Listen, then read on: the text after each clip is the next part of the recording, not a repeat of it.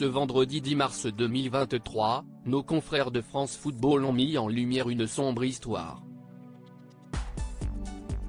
N'Golo Kanté, visage phare de l'équipe de France de football, aurait été victime d'un guet-apens de la part de ses proches. Il est petit, il est gentil. Pendant de longues semaines, les Français ont entonné ce chant, fiers de leur joueur. Peu connu du grand public avant la Coupe du Monde 2018, N'Golo Kanté a séduit des millions de Français avec son jeu quasiment parfait sur le terrain. Mais ce qui les a le plus touchés, c'est sans aucun doute sa gentillesse, sa timidité et son humilité hors pair. Très discret, le joueur ne fait jamais de vagues.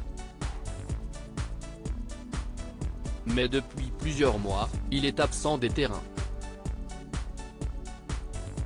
Et ce vendredi 10 mars 2023, le journal France Football vient de faire la lumière sur une très sombre histoire le concernant. Après l'affaire Paul Pogba et le chantage de la part de ses frères, c'est l'entourage du joueur de Chelsea qui est aujourd'hui pointé du doigt. Les faits remontent à 2017.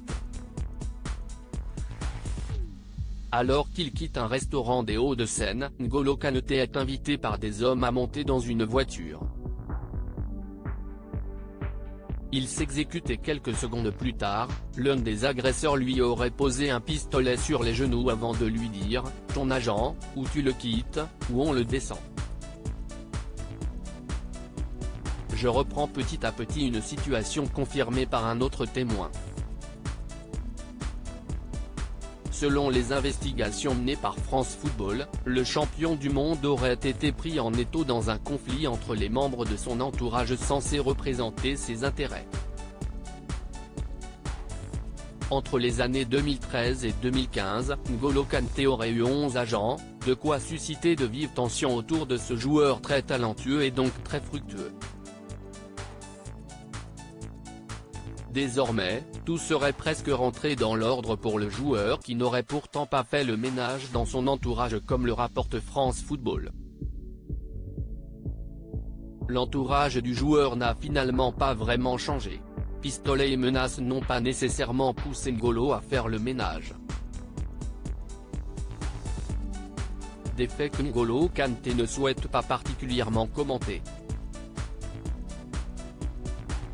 Interrogé par le magazine, il a réagi « Rien ne s'est passé depuis tout ce temps et je n'ai rien à ajouter. Je suis assez discret et concentré sur Chelsea, où je suis très heureux, avec le désir de revenir sur le terrain. Je reprends petit à petit. Discrétion un jour.